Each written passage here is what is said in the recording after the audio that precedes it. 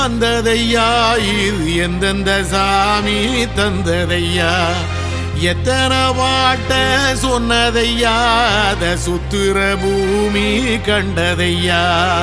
அடிச்சு வீசும் காத்திலையும் அந்த தகப்பனாச சுத்துதையா வெடிச்சு பூக்கும் வேலையிலும் ஒரு வம்சத்து கதையே உள்ளதையா